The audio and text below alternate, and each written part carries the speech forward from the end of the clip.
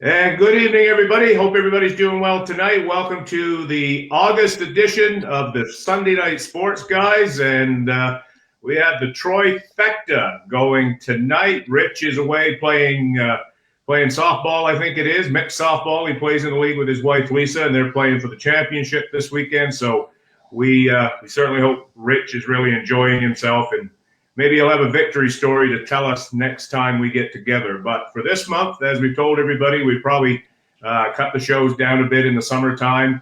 A lot of people are out doing what they're doing, vacationing and all this kind of stuff. So we thought to perhaps maybe kind of cut it down a little bit. And based on the way both of our baseball teams have been playing, it's probably a good thing we did not come on more frequently. So Troy McKenzie, Troy Blaze, welcome again, gentlemen. Let's get into it. And T-Mac might be after refereeing here a little bit, because by the time me and Blaze get done, we'll probably have the set blown up, because both him and I are a bit opposite on the Red Sox thing. But before we get into that, gentlemen, how's your summer been going, vacationing and all that good stuff? It's Go ahead, T-Mac. last weekend, my son and I, Tate, we went to Cleveland and Pittsburgh. Nice. We saw a game in Cleveland, the Indians and the Angels. Beautiful park. It's God, if the Expos ever could get a downtown park like that, or the next night in Pittsburgh, it would be amazing. We saw why Albert Pujols shouldn't play first base anymore, because he got one of his pitchers to have a torn ACL because he made such a crappy short toss. Went to the Rock and Roll Hall of Fame in Cleveland, which was amazing. It's got back from camping this weekend. It's been a good summer. Cool. How about you, Blazing? Have you been living the party life this summer, or are you chasing yourself around? Yeah, I'm living the 49-year-old party life, let me tell you. T-Mac's summer sounds more exciting, but no, we're having some fun. We just got done. Cassie just finished the U12 provincials there today. We were up at Stellarton, softball provincials. They finished. They lost in the semifinal, which is good. They got a lot of young players, so I think that was a good finish. And we're going to go to Eastern Canadians PEI in a couple weeks, so we'll make a time out of that. Gone to Moncton for curling camp for the week a couple weeks ago with both kids, and did our annual Keji trip with all the gang. And it's been a good summer. It's been hot as hell here. Well, hot as hell for Nova Scotia for sure, but still still 30s. Holy shit, man. We can't do 30s here in Nova Scotia. That means like humidex about 48. You know how it is. Well, you can ship some of that out this way. Good crepe. I'm telling you, it's like hockey season is just around the corner. Like it is around the corner for some, but it could be starting next week. We've got 14 yesterday, 18 today. Really? Cool at night. You don't even need to have fan on anymore. Warm fuzzy sheets, I'm sure, is coming pretty soon. Karen loves them. I like the summer sheets, but it's even getting too cool for those. So summer was late, but it's been hot. I don't think summer for about 5 weeks, I guess. Yeah, well, summer's never arrived here. So nonetheless, regardless of the weather, sports still continues to flourish and to continue on. And so we're going to talk about a few things this evening, and maybe you guys, any other things that kind of stand out to you, what's going on, whether it's golf or other things we can touch on towards the end of the show. The Boston Red Sox, the defending world champion Boston Red Sox, have laid the most proverbial egg I have ever seen. Of their 4 World Championship defenses, this one by far is the most disappointing. Can't say it's the worst one. The one after 13 was probably the worst because they was in last place, I believe, or somewhere handy to that. Mac, I'm going to let you start, because the way I look at this, I kind of look at it as us Canadians looking at American politics. We see a totally different scenario than what you listen to, all the verbiage and stuff that goes on down there. So you're a bit of an outsider, but at the same time, Boston is in your division. They are a rival of your Blue Jays, and we will get to the Blue Jays after this discussion.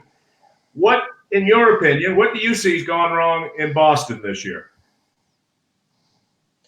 Well, I mean, first thing, you just won a championship. You're playing with house money, so it's hard to get too upset when once they were in your position. And And you could also say what are all the things that went right in order for last year to be the year it was. I mean, being a fantasy baseball player, Mookie is not putting up the numbers he put up in previous years. So if him at the top of the lineup isn't providing that, is that part of it? I have no idea what's going on with Chris Sale. There's kryptonite out there for him. So their pitching just hasn't, like, I don't know. It's been interesting to see, but at the same time, like when you're dealing with the Jays organization that's getting ripped to pieces locally because of the choices they're making, and there's Boston that's over 500 and still within range, sort of a wild card. Yeah, it sucks that you're not up there with the mean old Yankees, but I don't know. It's some guys are still having. Devers is having a phenomenal year. I think you're getting more out of Vasquez than you thought you were going to. Mm-hmm. Martinez is doing what he like. I don't know. I just think some things aren't rolling the same way as last year, but I wouldn't be upset.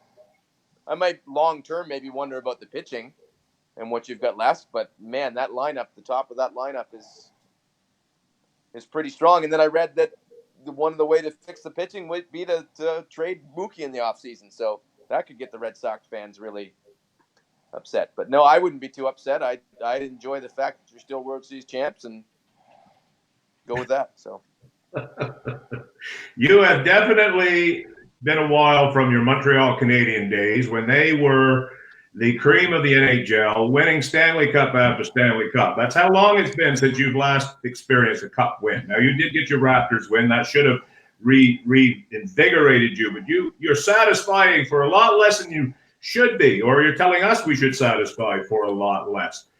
Blake? No. I'm just saying you're asking me what is wrong. You got a team. What are they? 5-6 games over 500? Yep, something like that. So to me, it's still a good team. It's just some bullpen.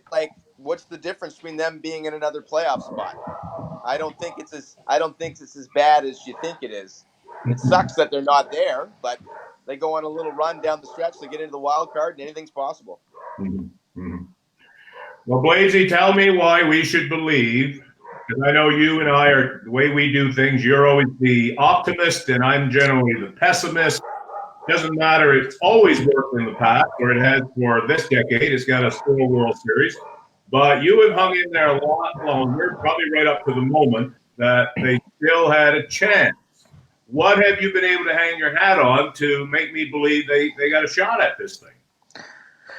Well, Duke, up until today, I was quite happy with coming on here and debating you and telling you that sky's falling. Fucking Chicken Little over there is doing it again. Sky's falling.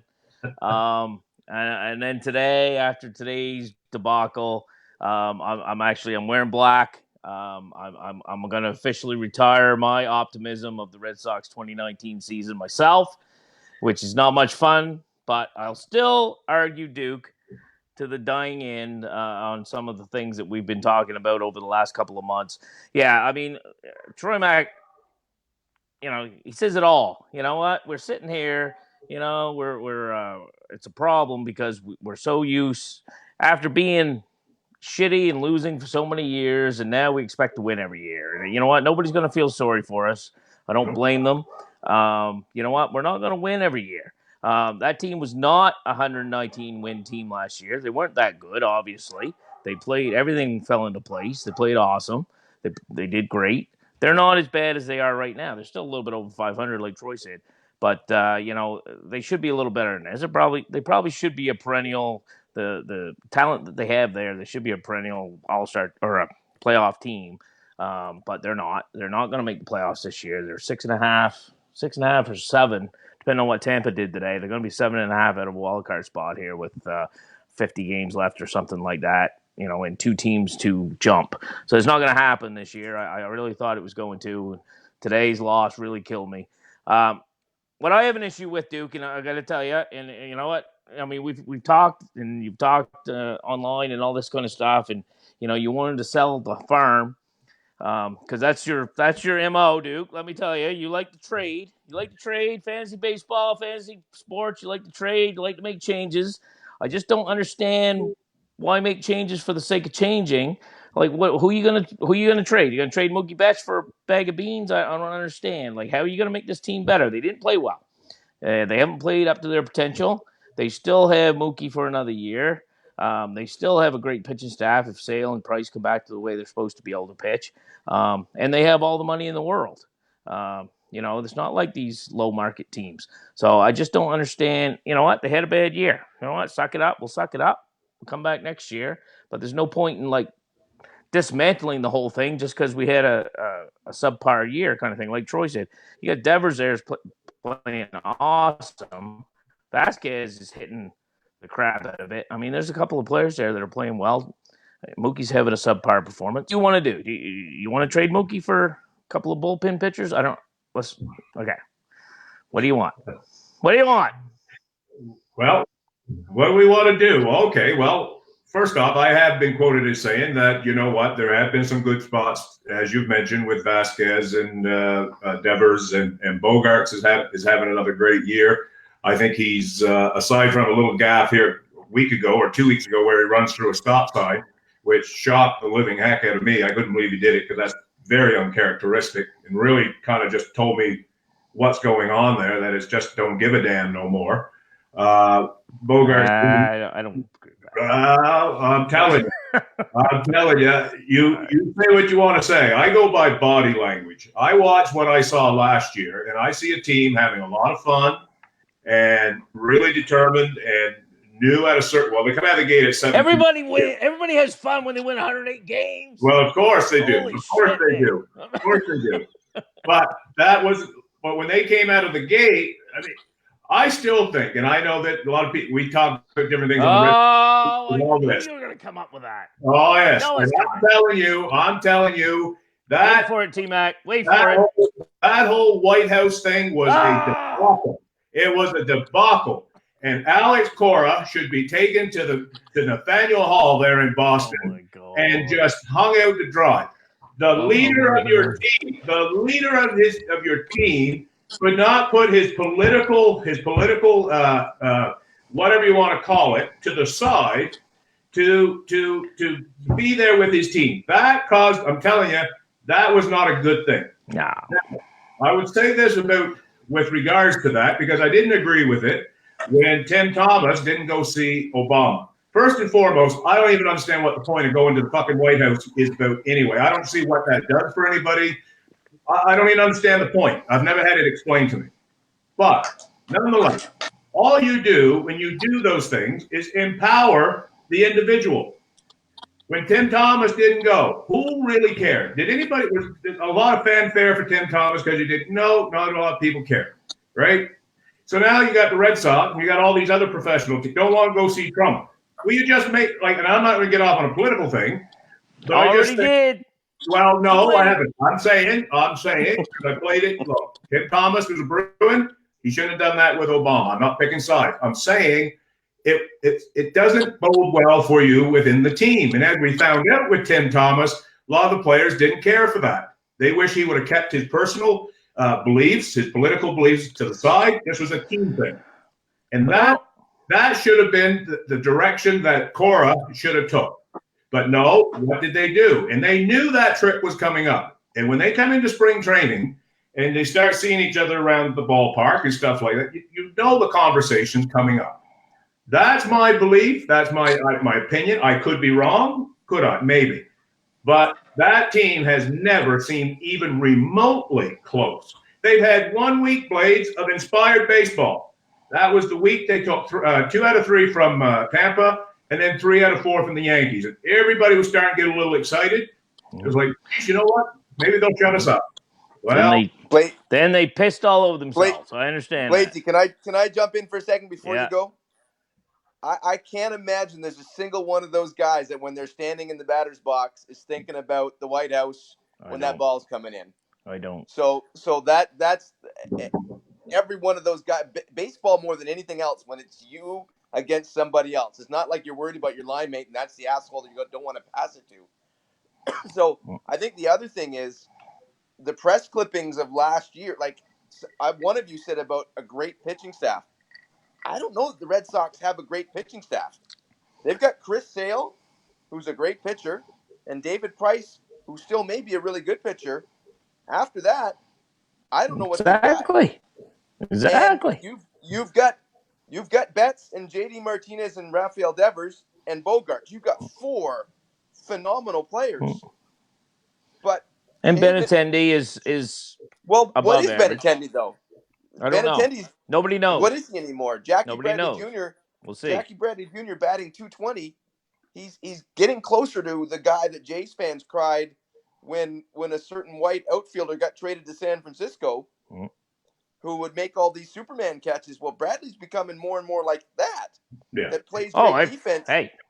So I don't think the team is as good. It's a good team, but I don't think they're as good. Like, even the Yankees don't have great pitching. Like, I don't know how many teams have great pitching anymore, but I know what you're saying, Duke, and I agree that it could have been dealt with differently, but of all the sports, baseball is a one-man against one pitcher thing. And yeah, you might not feel as good when you're in the dugout with each other. I get that part, and you could be right. But man, when I'm up at that plate, it's just me against that pitcher, and I can't imagine for a second any of them are saying, "Shit, I wish my manager was a better guy," or "God, I can't." It's harder for me to believe that. To me, some balls didn't go through, some pitches weren't made, and they'd be a lot happier if those things were happening. Sorry, Bladesy. No, and you pretty much said it for me, dude. I mean, you pretty much said what I was going to say. I don't think they give a shit. I honestly don't. I mean, you talk about Tim Thomas, and then the other players on the Bruins didn't like him after that. Fuck, most of them are Canadians or Russians or Czechs or whatever anyway. They couldn't give a shit about Obama or Trump or anybody. I don't understand. That's definitely not. I mean, people didn't like Tim Thomas because he's a goddamn nutcase. He had a great year, don't get me wrong. And thank God for Tim Thomas. I got a sweater right up in my room. Number 30, Tim Thomas. Love the man just for what he did in 2011. Don't get me wrong. I don't give a shit what his political beliefs are, if he went to the White House or if he went to the Black House or wherever he went to. And the same thing with Alice Cora. I mean, these things, and you said it yourself, Duke. I think it's very important that, the White House really isn't important as a team, but maybe it is for an individual. Maybe it is, it's been going on for years and years, and it is an honor for most of them, or it used to be anyway, to actually come to the White House and when they didn't get served Big Macs and Whoppers, and have a nice meal and things like that. But, to each their own. And I think that is an individual thing, and I don't think it really matters to the team. I don't think they care that Alice Cora. I think they look and see, Alice Cora is standing up for his people of Puerto Rico. I mean, that's what, that's more important than a baseball team, is where you're from and your family and all that kind of stuff. And whether you agree with it or whether you don't agree with it, I think that was just one day, and I don't think that has anything to do with it. I mean, they just got a shitty year. They've had a shitty year. Yeah. What are you going to do? Well, okay. And again, that's just my own personal view on the whole thing. I go by what I see in the dugout, and I don't see that same vibe that's last year. No, I understand. You're right. They're not a 119-win team. At best, a 95-win team if everything falls right again. That's one of those rare seasons. Seattle had one. The Yankees have had a few. They don't happen very often, no. But they come into spring training. They start doing stuff that just makes no freaking sense. Why do you tinker with something that's been done the way it's been done for 112 years or 20 years Major League Baseball has been around? You have spring training. Oh, well, we went deep in the playoffs. Well, the fucking Los Angeles Dodgers were right there every goddamn out. I don't see them struggling behind the San Diego Padres for a wild card berth. I mean, resting your pitchers. Well, common sense would tell you we're not professional managers, general managers, scouts, or anything. But we've watched enough ball between the three of us long enough to understand that what they attempted, you know what it is with today's game, and it's happening in all sports. Everybody wants to be the next Billy Beane. They want to come along and be that guy that's going to try to change the fucking game and have a goddamn movie written about him. Like, what do you mean you're going to rest your pitchers? Jesus Christ, you had 4.5 months to get ready. How much time do you need to rest? So what happens? You rest your starters. You don't give them the normal workload that spring training calls for. So what happens? they end up with their bullpen. And like Dan, I have to give it to Dan Woods on the Blue Nose thing. I know Blagey kind of can take him or leave him sort of thing. Me too. No, I like Dan. I love Dan. But he makes a Couple good of point. couple of the other ones I could take or leave. But Yeah, Dan's a good guy. But he does make a good point about. Finally, I had to kind of look at what he was saying. You know what? I think he's right. The bullpen has not been terrible when you consider how much. Like you go look at their innings of work, and man, they're right up there, probably in the top three, if not the top, of being worked this year. So you make that decision, then you bring out Benintendi leading off over Mookie. Like what extra? How much more offense did you think that was going to generate? You were already the best goddamn hitting team in baseball, and you still scoring the most runs this year. Like these baseball players, they are fickle. Of all the athletes, they're very fickle. Like you don't mess with way they do routine. You definitely like goaltenders in hockey. Do not mess with the routine, or you are screwed. And just as far as Cora, I like Cora. I don't see no reason to fire Cora at all. Fire him? Jeez. No, there's people. Hey, there's a lot of people calling for his head. I don't think so. Say, you gotta stop listening to fucking Blue Nose Bro Sox Brotherhood and goddamn WEEI calling. There's 1,000 different sites out there. They all have people on there that think he should be fired. Well, I don't think he should be fired. I think he's a good manager. He's a good baseball guy. It's only his second year. Anybody could have coached that last year. Any three of us could have done that. This year, he's had to cut his teeth a lot, right? And like anybody else, like everybody else, like, well, who are you gonna replace him with? Because whoever you get going to make mistakes, just like any manager. None of them perfect. They all fail. John Farrell's already going lobstering. You can't get him. He's lobstering already. Did you see that, John Farrell? Yes. Lobster fisherman. On a lobster boat. He's going fishing. Good for him. But dude, I want to take this one now, T-Mac first. You can't. Like that's all solid points right there. What you're saying, that's all. I totally agree with all the things you've just said. You can't blame it on the goddamn White House. Let's blame it on this stuff. Yes, they tried some things and it didn't work. But you're saying about everybody wants to be the next Billy Bean. Guess what? Everybody is the next Billy Bean. Everybody's into analytics now. This is the way of the world. This is the way of baseball from now on. That's why when they do the shift and there's nobody playing left of second base and nobody will bunt. It's all analytics. It's all exit velocity and things like that, and that's the way it's going to be. It's all BABIP and WAR and whatever else.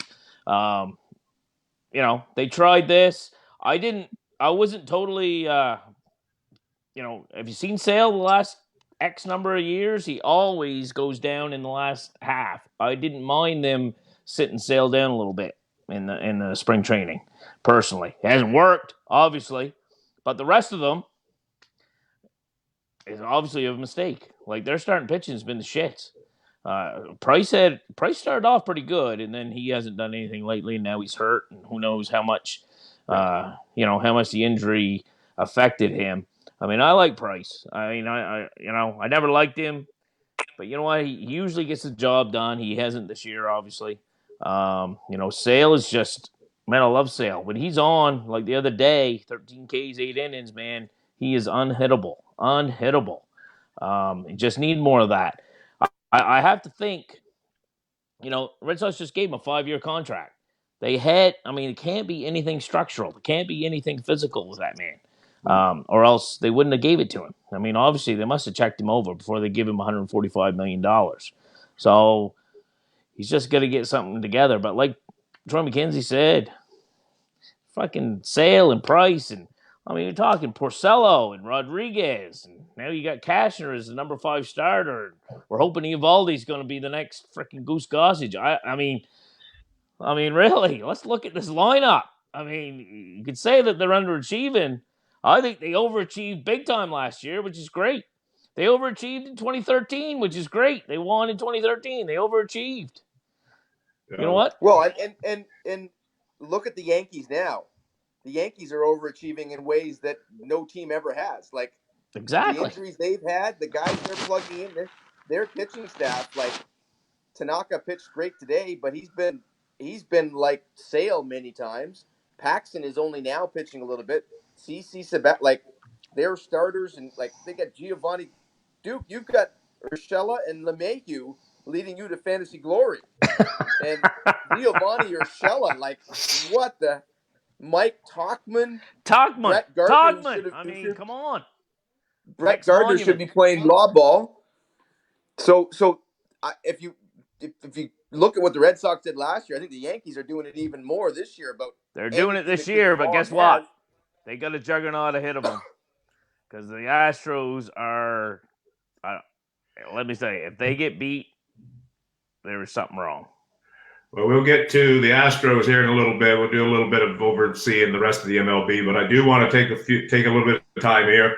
T-Mac, your Blue Jays, which it looked like total. I don't know what you want to call it, but gotta say these young kids they brought up, the Guerreros and Bichette, the Biggio they're creating a bit of spark with Gurriel and Teoscar, whatever the fuck his name is there.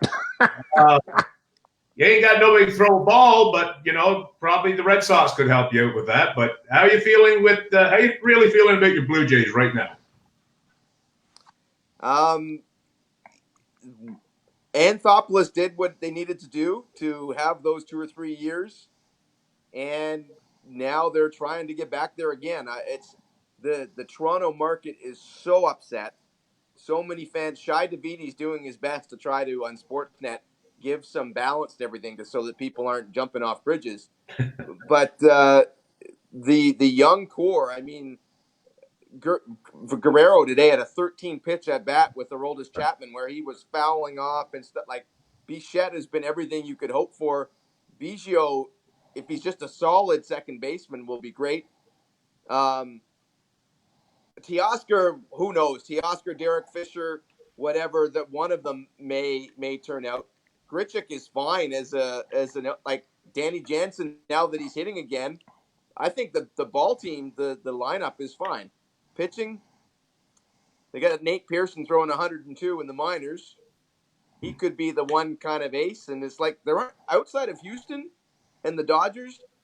There aren't a lot, and maybe the Mets now. There aren't a lot of teams in baseball that have a really good staff. Mm. So if and their payroll is way down.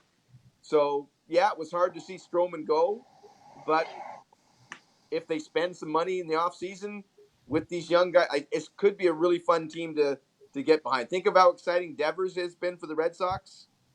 Well, Guerrero, Bichette, Biggio kind of give you 3 Devers kind of players to a fan base to get excited about. So I don't know. We'll get through the rest of this year. They're playing over 500 ball in the last 3 weeks. If they can do that down the stretch, and one of these Wagapack and all these names, Sean Reed Foley's, who knows? We'll find out which one of them is worth keeping. And I just don't want them to go and give Porcello or somebody else in the offseason some 2 or 3 year deal to be that veteran guy. It's like, I don't know. Keep going with that the would be young guys your Edwin year, Jackson. Yeah. So, Blazy, I don't know how much you've watched. Probably like me, once in a while, TSN or Sportsnet comes on and stuff. I don't know how much of the Jays you really followed and things, but what little you have, what are you seeing with it, or what do you think would be something Toronto needs to kind of speed up the process, or do they just follow the grade? I think they follow along, man. I think they've done well. I think these young kids, Bichette, and how weird is it that you got 3 like great Hall of Fame names right there, like all of them with the Blue Jays. Like, did they do that on purpose, or did they just come along? I don't know. That's weird. I'd like to know. I would like to know because they've got Jeff Conine's son down in the minors too. He's not a Hall of Famer, but he was a good player for a few years. Yeah, let's just put all like people that their dads played well in the big leagues, and let's see what happens. But no, I mean, I was in Moncton with the kids there, curling camp, when the Stroman trade went down, and when the trade deadline happened with Sanchez and Biggio not Biggio, Biggini went to Houston, and I made the comment because the next day I was in the car a little bit and I was listening to Mad Dog Chris Russo, Mad Dog Radio there, which is the best thing. It's way better than ESPN on sports radio, that's for sure. But they had to call in, and it was like the Blue Jays fans, they hated the trade, and Mets fans, they hated the trade. It's like, what are we doing? Why are we getting this guy?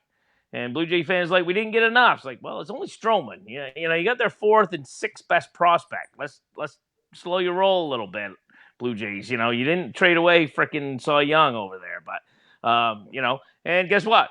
Both fan bases.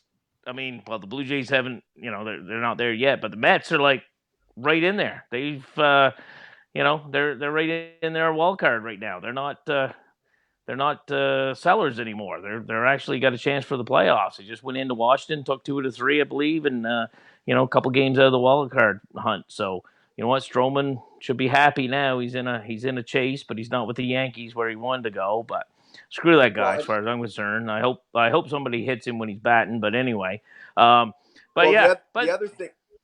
Go ahead. I was just saying that the Sanchez trade, Jays fans lost their mind because his first game with Houston, he pitched 6 no-hit innings. You just interrupted me. I was going there. Sorry, go ahead. Go ahead. Like, everybody's like, how did we only get this no-name outfielder for Sanchez? I'm like, he's 1 in freaking 17. Oh, he just threw no-hitter. What? Like, the man couldn't throw it over the plate. He had a blister every other day. You know what? His ERA in the previous 13 games was 7.19. I can't believe somebody gave you any breathing human being. How did they give him a breathing human being for Sanchez? Is what I want to know. I don't care. Could have been me or Duke or you. I mean, come on. You know what? Yes. And you know what? Sanchez has some talent, and maybe whoever's over there will be able to bring it out of him. Yeah. Because they did with Verlander and those guys. But did you see what happened to Derek Fisher 2 nights later? I thought it was the same night. I heard it was the same night. Hit it, the ball in the face. Oh my God, no! And like Blue Jays fans, now he's hit 2 home runs since, and he hits the ball like he and Guerrero just drive the like. I don't know. To me, it's like it's the same thing with the Stroman trade. You got something for nothing. The Astros didn't give up their best guys to get Greinke. Like they kept protected Tucker, they protected Whitley, and that was Zach Greinke. So the fact that the Jays wanted pitching. Some teams were getting upset. We would have given them more. Well, you were giving position players. The Jays didn't want position players. No. So they got 2 good pitching prospects. If they work out, great. If not, well, they tried. Okay, right. They weren't going to sign those guys anyway. Absolutely. You didn't want Sanchez anyway. Nope. Biagini's just a throw-in anyway. I mean, everybody loves Biagini for whatever reason. The Blue Jay fans usually like Biagini. But no, come on. All right. Relax. Okay, the guy got balls to the face. All right. None of us like to have balls in the face. Don't get me wrong. None of us. It's a bad thing. Isn't it ironic? Stroman's all upset because he thought he was going to be going to the Yankees. He's now gone to the New York Mets, and we'll kind of slide into the rest of MLB. Here sits the New York Mets, who went on a run that us Red Sox fans would hope our team would go on. That's what we need. They've done it, and they are now back in it, and with a rotation that has Syndergaard, DeGrom, Stroman, and Matz. I don't know who the 5th starter is. I'll tell you what. Who cares? You if I'm in the National League and with Alonso and a few other the kids there that J.D. Davis is getting a chance to play. I don't know. What do you guys think? The New York Mets now, are they a threat? I know we all say, well, you get in, everybody has a chance. But realistically, do the Mets have a shot if they can get to that wild card game? Well, that's who we saw in Pittsburgh on Sunday. And in the 6th inning, it was 11-0 Mets. J.D. Davis hit one almost out of the stadium to left field. Syndergaard was like his ERA's under 2 since the All-Star break. Yeah. I don't see why. I mean, the Dodgers have great pitching, but in the National League, there's nobody in the Central like the Cubs, the Cardinals, the Brewers. They're all flawed teams. The Braves pitching is good. I'd say the Mets is better. I don't see any reason that they couldn't make it out and meet the Dodgers for the NL championship. They have enough hitting. Yep. What do you think, Lazy? Yeah, I mean, obviously, you know, like I told you, and like we said a month ago, when you wanted to sell the whole goddamn team for a box of beans, there, Duke. I mean, things can happen. The Mets can win 13 out of 14 and get back in the race, and the Red Sox can.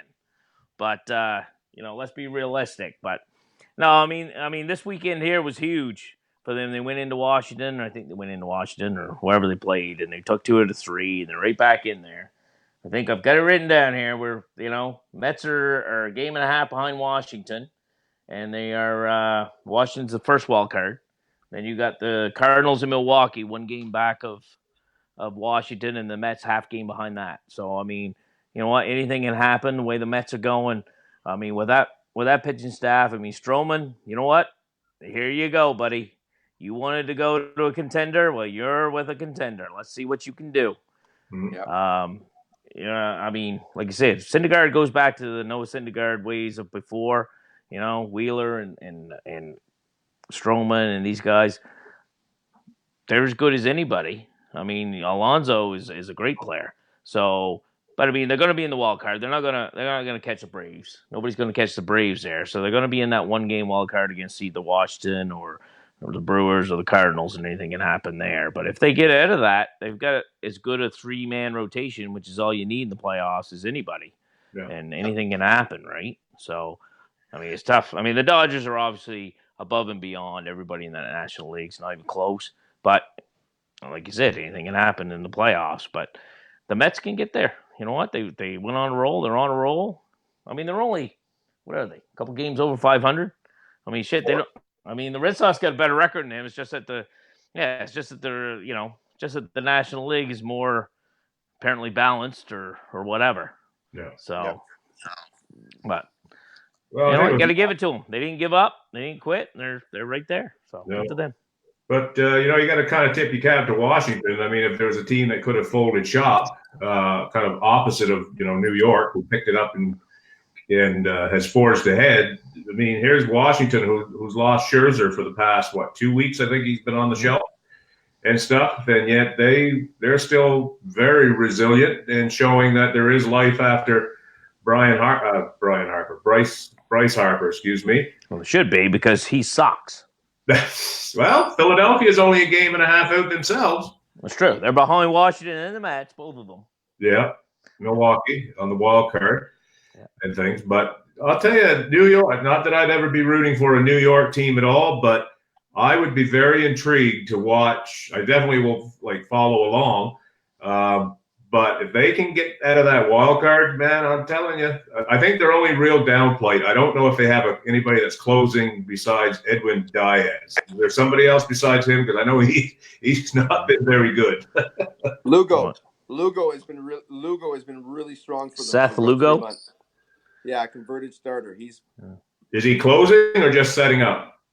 Well, he's closed a couple times when they need to give Diaz a breather, but Yeah. But all Diaz has to do is figure it out in September, and then you've got a guy come in I don't know. But I think the Mets were ready to sell Diaz at the trade deadline, but he sucked so bad that nobody wanted him. Yeah. And now that was actually worked out for him. Now they got him, and if he turns it around, look out. Yeah. So you never know, right? So let's talk about the Cleveland Indians for a quick minute. I mean, there's a team that at one point this year was 9 games back, I think even maybe 12 double digits behind Minnesota, who I had picked to win that division and was looking very good for the longest while. I think Minnesota have any hope of doing anything in the playoffs. They got to somehow figure out how to get that division lead back, because I don't think even against Tampa or Oakland they can win a 1-game playoff in that. Cleveland, that's crazy. I mean, they were without Ramirez, or I think it is Ramirez, for the longest while. Kluber's been hurt. They now go and trade Trevor Bauer. I mean, what do you think of what's going on in Cleveland? Tito? Is Tito that good? Is Tito, managing the way Tito could manage, or what's happening with the Indians? Well, because I was the Sunday night sports guy sent on assignment to Cleveland, I did some in-depth reporting. Just keep your receipts. I found out between innings that Tito rides a scooter to the game, and that's how he has more time to focus on his managing. So that is probably key to all this. That home park, they are crazy. When we were there, I don't know if you saw it on social media. Oh my gosh, Cleveland Browns quarterback.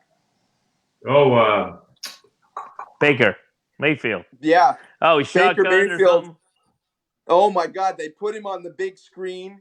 He shotguns a beer, throws it down, cheers, screams, and then points at his Lindor jersey. An inning and a half later, Lindor hits a home run. They go back to him. The stadium is just bananas. So, and listening to the fans around us, they don't miss Bauer. They've got Bieber. They've got Clevenger. They've got Kluber about to come back. This Savale kid pitched another gem today. Their bullpen has Please, been Zach. super strong. And Please, Zach. Zach as well. Their bullpen has been super strong. Like Keimer is this submariner guy. Goody has decided he's a good pitcher. Like their lineup is deep. Like you've added Puig and Reyes, two huge boppers. Jose Ramirez has decided he wants to play again like the MVP type guy.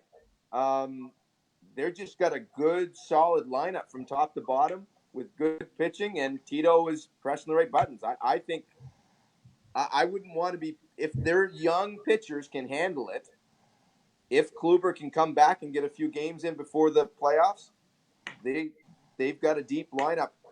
Speed gives them speed. Mercado, the rookie at the top of the order, has speed, plays great defense. It's a fun it was a fun night to be at the ballpark because they hit 3 home runs, and this run they've been on has been something else. Yeah. So here's a good question. You have the Yankees, who have been crippled with injuries right out of the get-go. Been able to maintain, as far as I know, they have the best record in the American League. Maybe tied with Houston right now. With Houston. Yeah. Okay. And Cleveland, who has had substantial injuries. What's the bigger story? Cleveland being able to come back and overtake Minnesota for the lead in the division, or is the bigger story the Yankees being able to do what they've been able to do? Go ahead, Blazy. Oh, it's got to be definitely Cleveland. Yeah. I mean, we know. I mean, the Yankees. Is that anti-Yankee buy? Is that anti-Yankee coming at you? Part of it. Yeah, I think part of it. Yeah. Sure. Not gonna lie, but it's got to be, man. I mean, come on. The Yankees got, it's like the Red Sox. You know what? The Red Sox got some injuries. Nobody's gonna feel sorry for us. We got all the money in the world. We can buy players. The Yankees can buy players. Now, you know what? The Yankees have done well. They've got, these guys are young guys. I mean, shit, they had bottom of their order the other day was like Cameron Maben and this Tuckman guy and I don't know, Urshela. I don't even know who they got. It's like people I never even heard of. I don't even know, and Austin Romine, for crying out loud. Like, come on. These guys are going above and beyond. It's like the Red Sox last year, no doubt about it. But, I mean, Cleveland, you said yourself, dude. You picked Twins to win the division this year. Yeah. I mean, a lot of people picked the Twins to win the division this year. And you know what? For Cleveland to be behind at the start, they could have packed it in. You know what? Tito's not going to let them do that. I will tell you, Duke. I will have to tell you this.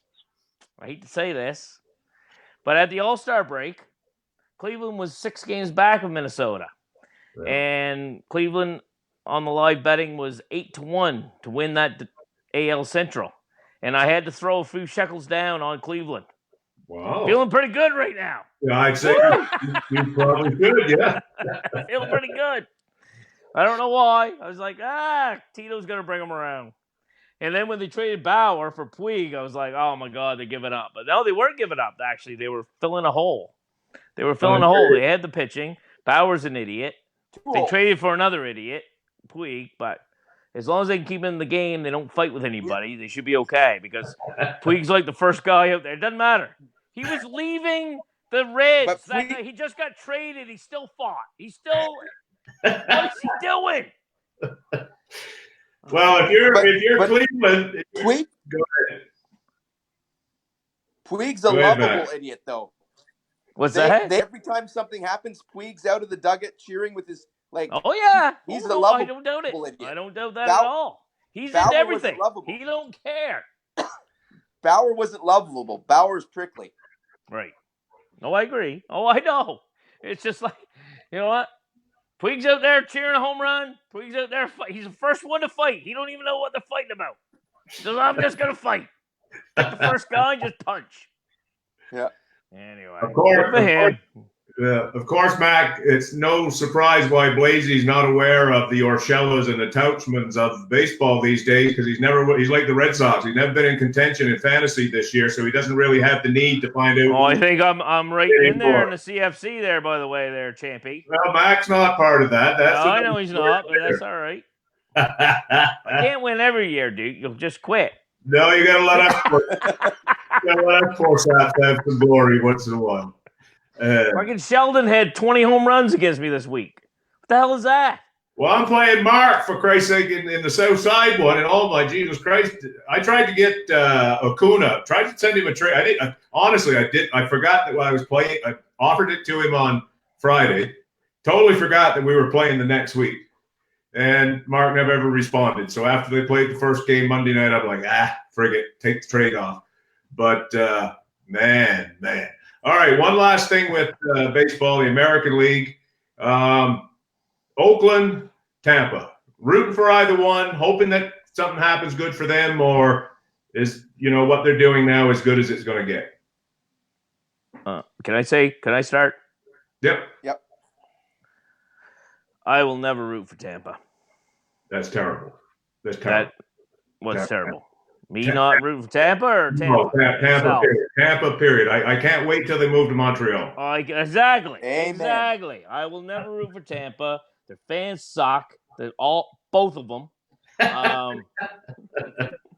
You know what? Screw you, Tampa. You shouldn't have a baseball team. You're lucky you got a hockey team. Just be done with it. And you don't even have a football team. So what's going on here, Tampa? Screw you. Throw the baseball team up to Montreal. We're gonna have a road trip, Sunday Night Sports guys, in a couple of years up at watching the Red Sox in Montreal play. Me and Duke and T-Mac, we're all gonna meet in Montreal to watch the Red Sox play the Montreal Expos in an inaugural AL East game in April. Mark my words. There you go. Have to be done. So for that, I'll say Oakland. I hope Oakland makes it, and I hope they beat them all. I hope they kick their ass. Oakland wins the World Series this year. There you go.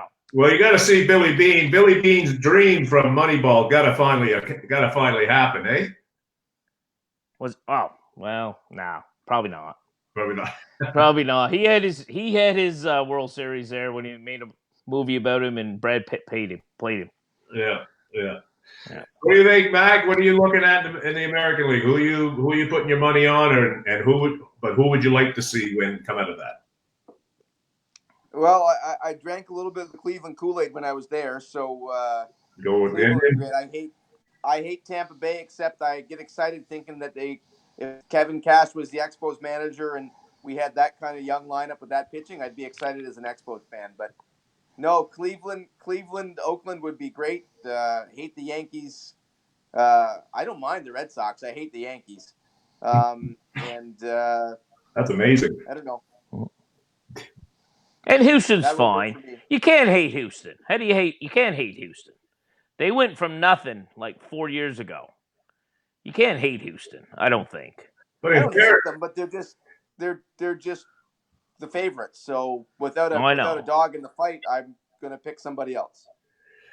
And they've won a World Series. I mean, you kind of like to see somebody that hasn't won one for a while or hasn't won at all. Especially Cleveland, I think, is the sentimental one. They're the next one in line after the Cubs had won back there a few years ago. So there's that sentiment for that. But that's gonna be. Thanks, Rob. By the way, thanks, Rob, for that little tweet there. Rob Randall. All right, so we're gonna move off from baseball. I think we've said as much as we can. Thank God. What are you talking about? You want to talk hockey now, Bladesy? You got no. We're done. Hey, see, I should have had my Patriots hat to move on, like Homer Simpson. You know that little meme where he goes back in the bush and then he comes back out with another jersey. That one. Oh, I lost Duke. I lost him. Oh shit, T-Mac, you're the man. Okay. Well, anyway, we'll start talking. There he is. I must have hit the wrong button. We lost you. No, we got you. We got you back. All right. So I wanted to bring up the Tom Brady deal because I just haven't had the chance to really read up a whole lot onto it. And I know you two probably absorbed that like a fucking sponge. So what what is the deal with Brady? I mean, they say he's getting $35 million in the next 2 years, $70 million, but he's not going to get a dime, and they might make him walk next year. What's the whole deal? Somebody explain this to me. Don't pay any attention to the noise. The bottom line is this freed up $5.5 million in cap space for this year. Worry about this year. Don't even think past it. Everybody's got I have read and heard so many spins on it. Just what you said. Other things like his house is up for sale. Oh no! Like, don't worry about any of it. It freed up $5.5 million. Be more excited about Gronk hinting at coming back. That should get you more excited than Brady's contract. So just Brady doing Brady stuff, what he has done with the Patriots his whole time. But what does he care? His wife makes 40 to 50 million. Whether Tom makes 25 or 32, I think he's more worried about what the team can put around him. I don't know. I'm not listening to Boston radio, so I'm not getting all that spin. But from what I'm reading, yeah, Duke, you can spin it the way you just said. You can spin it so many ways. To me, they got $5.5 million in cap space that they can now use. If that gets them a tight end for a bit, we can hold the fort till Ben Watson comes back, and then Gronk comes back with 6 games left. I don't know. The defense to me this year could be Winkovich out there with that blonde hair flying. Like, we are so deep. They're talking that our I don't know. I'm excited about having a defensive squad like Belichick had in the early years. And throwing the ball up to N'Keal Harry and I don't know. That was just white noise for a day, and then I forgot about it. Lazy? Yeah, I agree with you in a way. I just want to worry about this year. I mean, let's be honest. We're on board. We're definitely on board with Tom. None of us thought this man was going to be able to play at this level until 2019. And for him to come off Super Bowl year, 6 Super Bowls, I mean, obviously, 5 years ago they were ready to crucify the poor bastard. And here we got Peter, and here he is coming off a Super Bowl win. It's unbelievable. So, you know what? What's going to happen in the next 3 years, I'm not going to worry about. You know what? It may not happen. He may not play to 45. Guess what? He may be human. We're not sure. But you know what? At this point, I'm happy with him as the quarterback. I think that this team is primed and ready, and he. I mean, I watched that game on Thursday. I don't watch exhibition games, man. I taped it, I recorded it, and watched it kind of in fast time. But man, he did play, and he's on the bench, and he's in pads. He's dressed on the bench. He's not like one of these assholes that comes on there in fucking street clothes. He's dressed on the five and everybody. He's wound up every time one of these wide receivers makes a play, and they made a few of them. I mean, N'Keal Harry, made 2 great catches to start the game, and then he got a little tweak in his hammy or quad or something, which that sucks. But you know what? They look good, man. They look good, and like T-Mac said, their defense, man, the defensive backs, they got so many they may have. So I'm hoping the key is this salary cap money that they freed up by doing this. They need to put someone around him. He's not doing it to give the money to Robert Kraft. He's doing it to put people around him. And everybody says about, Brady could do that because he's got a billionaire wife. They all got millionaire wives. Because guess what? They're all millionaires. Who cares if 1,000 or 80,000? Don't give me that shit. Everybody wants to make as much as they can, as soon as they can. So don't give me that shit. Peyton Manning made fucking $200 million. Guess what? His wife made 100. They got millionaire wives. Yeah. Don't give me that.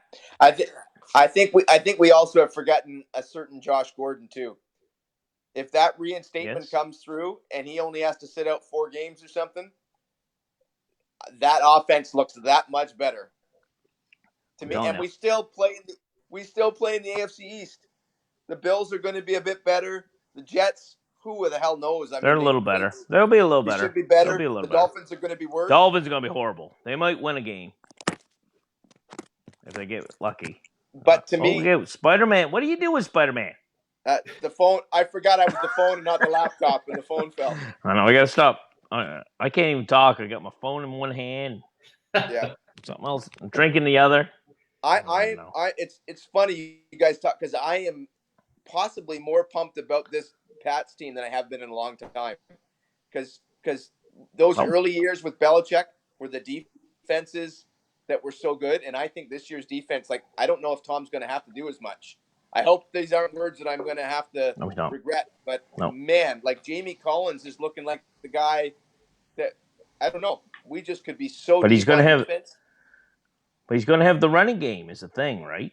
Yep. Problem is, what's going to happen is they're going to go 12-4, and he's not going to have the passing numbers because he does what it takes to win. He doesn't do what it takes to make his numbers better. He does what it takes to win, and that's what's important to him.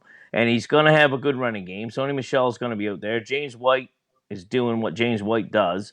These guys are going to do what they do, and this is going to be awesome. And Brady's not going to have the greatest numbers. Numbers. And they're going to go to the Super Bowl again. We'll see what happens. Well, you just want Brady. You want Brady managed, like, kind of back. It's funny how it's kind of coming full circle for him, right? When he first started out, Belichick's concern was just manage the game for me, right? Here's what we want you to do. We're not having you go outside of what we think you can do, because he knew he wasn't the athletic type guy, but he knew what he could do. And I think now Tom, being as old as he is and had played, Tom knows. I mean, you hear these things where he talks about he thinks he's throwing the ball harder now than he did 5 years ago. Well, sorry, Tom. I think that's a little bit of a promo for your TB12 merchandising and all that stuff later on. But he's probably running faster than he was 5 years ago. He could always get faster. You guys still got to time him with a calendar. Oh my God, that where he does that in not training camp, but what is it called? The combine. That had to be the first looking 40-yard sprint of all time. I think Paul Hatfield looked better running than that's what Brady. That is why, you know what, the greatest clip of all time is Tom Brady running for the first down against the Chicago Bears, and he jukes Brian Urlacher. I know you've seen it. Yeah. He jukes him out. And he freaking gets the first down, and he just stands up. And first down. Sorry, Tom Brady. He said, "I can run. I can run in this league. Couple yards a year, anyway." So, if you watched the game the other night, how did? I know Hoyer played a bit. I'm not concerned about Hoyer. I am concerned about the kid, though. And Stidham. Stidham. Belichick he looked good. No, he did good. Belichick was kind of happy, kind of proud for him. So how did he look? No, he looked good. They all look good, man. I mean, it's hard to. It was like I kind of recorded it and then went fast forward and just watched the plays, kind of thing. But they all look good. I mean, Hoyer looked great, obviously, and then Stidham came in there and looked good, man. And like I said, the two hairy catches were really good. He fought off the defender and made the two catches, and then he kind of tweaked something, and they took him off. He wanted to keep going, but they took him off. But the kid that got the 2 touchdowns, what's his name? Barrios? D-Mac, what's his name? Barria? No, Braxton Berrios is the Edelman type guy. No, the other guy. No. Start with a B, though, I think. It's not Barrios, but. Oh, my God. Oh, Meyer. That's what it is. Jacoby Myers. That's what it is. I don't know where I got that B from. But anyway, yeah, he looked good. But who knows? He was a guy on draft day that some had as a 3rd-round pick. Yeah. Like, he fell way out to become undrafted. So, I don't know. It's going to be fun with Harry, too, because he's the type of receiver we've wanted for Brady. Since Moss, we've wanted that big, tall guy that can go up and get it, kind of like Gordon did a little bit last year. So, if Harry can be that guy, yeah. I don't know. But we all know that it doesn't matter if Hoyer can hit him or if Stidham can hit him. I mean, it all matters if Brady can trust him. I mean, we know that, right? So, I mean, we can only take all of that receptions with a grain of salt is what I'm saying. He's gotta have some trust in him. But you know what? That's a good start. Well, I think what's going to happen there, I mean, I don't expect Harry to come on the scene and going to be doing wonders right away, because playing with Brady and playing in that system is very complex. I mean, Ochocinco proved that out. Not anybody can walk in there, and I don't care how good you are. and adapt to that thing right away. The name I think you need to watch out for early on in the season won't be the longest term of things, but I think Harry will work in. Josh Gordon will work. I think Philip Dorsett, because I think last year, I think Brady started gaining more and more trust. If you recall, he had touchdowns, I think, in each playoff game. Didn't get one in the Super Bowl, obviously, but he was a guy that Brady more and more as the year went along, and that was his second year. He's now coming into his third year in this system. I'll tell you, Philip Dorsett, he might even be a fantasy possibility on your bench to kind of keep an eye out for, because Brady's going to want to, as you say, he goes to people he trusts, and that's why Gronk and Edelman, there's been others over the years, and Troy Brown, that kind of thing. I think of that receiving core right now. I see, Dorsett as the guy that probably will get more looks early on than anybody else. Well, he was a former first-round pick, so the skills were there. Yeah. Exactly. Yeah, everybody laughed at that trade. Jacoby Brissett for Dorsett. What are you doing? What are you doing? Jacoby knows what he's doing. Jack knows what he's doing sometimes.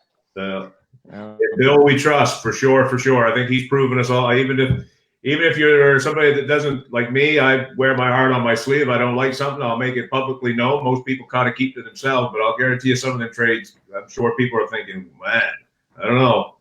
And I don't know how many times you can count on your hands Bill's been wrong, but it's not very many. I think so. But anyway, we definitely can see fall is in the air when you start with football talk here in August, so we're not far away from that. Sucks that summer's over, but it's great that football's coming. Well, it is. That's the beauty of cheering in all four sports. I've gone full circle, partly because of my former employer, but you know what? Football is definitely the king in my watching. It's definitely surpassed baseball. So, Mac, I got to ask you, I'd be amiss to not bring up, because you weren't able to make our show in July and things. So this is the first time talking to you since the Raptors won the NBA title. Did you get to go to the parade? Were you part of the 2 million people in downtown Toronto? No. No? No. Oh, I thought you were going to give us a highlight there, Matt. No, it was a school day, so right. that would not have looked so good. No, that's true. It was. I did get an interesting story though. My physiotherapist, he owns his own business, and he and his wife and their kids went down to watch it, and they had booked a ticket on the GO train to come back our way, and the parade was so delayed and took so long that in the end they ended up paying a cab to take them and go around. But they said it was amazing. They just by luck, the buses kept stopping right in front of them, and their two young kids that were with them, Ibaka soaked them in champagne, and then Siakam soaked them, and they're telling their little kids, like, you'll never get soaked with more expensive champagne than that. But he said he was amazed that something didn't happen more serious, because there were so many people, so many levels. Like when there was that shooting at Nathan Phillips Square, like things could have gone wrong so badly, because the city truly had no idea how many people were going to come. So in the end, it was a great thing. And it's like everybody's saying, who cares what happens this year? If Siakam and the bunch of players, and they trade it, like they've got several years. Like we said, the Red Sox are playing with house money. The Raptors are playing with house money for quite a while now. So yeah. There you go, Duke. Duke, you should take a lesson from T-Mac and the Raptors fans. Wadesy, I am a winner. I have always been a winner when it comes to cheering for teams. Don't force me to bring out my resume. Now, I'm going to tell you that right now. I don't need to. I know your resume. I do not. You're fine. Not settle. I am not a settler. You're fine. Anyway, but nonetheless, great story for Toronto, and we'll probably be a little more thorough in our basketball edition this year. I think last year it was kind of a bleep on the screen, but I think Toronto's got us all. Yeah, until the Raptors are like 3 games under 500. Sorry, T-Mac, but it's probably going to happen. That's okay. All right, gentlemen, we're getting up on an hour. Is there anything that you kind of really came into the show you want to kind of make a mention about, golf or something? Is there a storyline? What did I see today? Well, Go ahead. we had the first Canadian woman to win the Rogers Cup, which is Today, yes. not a major, but is the next, many considered to be the next tournament after the 4 majors. I mean, Wow. she was Serena Williams did retire, but she was up 3-1, and it's kind of poor Eugenie Bouchard. I don't know what happened to her. Oh, sure. But this 18-year-old girl she's 19 now. 19 now. What's that? 19 now. Yeah, she's great. Canadian tennis, it's kind of like Canadian golf. We got a bunch of good golfers there every week. There's 2 or 3 Canadians that make the cut. There's no stars yet, but Canadian, like, I don't know, as a country, as a proud Canadian, like the NBA, there's more Canadians. They're like, we're in a pretty good place. So just want to wave my flag here today. No, that's a good accomplishment, for sure. Blazy, you got anything that you want to leave us with? Yeah, I'm kind of a proud Canadian. I knew somebody was going to bring that up, and that girl just rubs me the wrong way, man. Bianca, whatever her name, Andreescu. Every time she starts to get beat, she seems to have a shoulder issue. I really wish she would stop that. I really wish she would fight through it. The shoulder issue goes away when she starts winning, and that's my take. Is you know what? Great. Let's see. I think she's now 14th in the world, so this is her next step, and maybe she'll have a shot at the U.S. Open. But when she starts getting beat again, let's not have that shoulder issue there, Bianca. That's my take on it. But go for it. We got to get Don Jerry interested in what she's doing. He'll keep her on an even keel. Yeah. Canadians, we don't cry. We don't do none of that. I'm not into that. You know what? I'm not saying she didn't have a shoulder issue. I just wish she didn't have it every time she was losing. Oh, that's all. So you see a pattern. That's just me. You see a pattern happening there. Well, it happened in Indian Wells. Remember we talked about this with Rich 2 months ago. Same girl. Yeah, for sure. All right, gentlemen. Well, I guess that'll wrap us up for this August edition of the Sunday Night Sports Guys. We will be back in September when the National Football League kicks itself off. We'll see how work schedule goes here as to when we have shows. Hopefully, most of them could be on Sundays, but some of them might have to be before. We gotta have something. We got to have a pregame. We got to have a preseason for sure. Oh, for sure.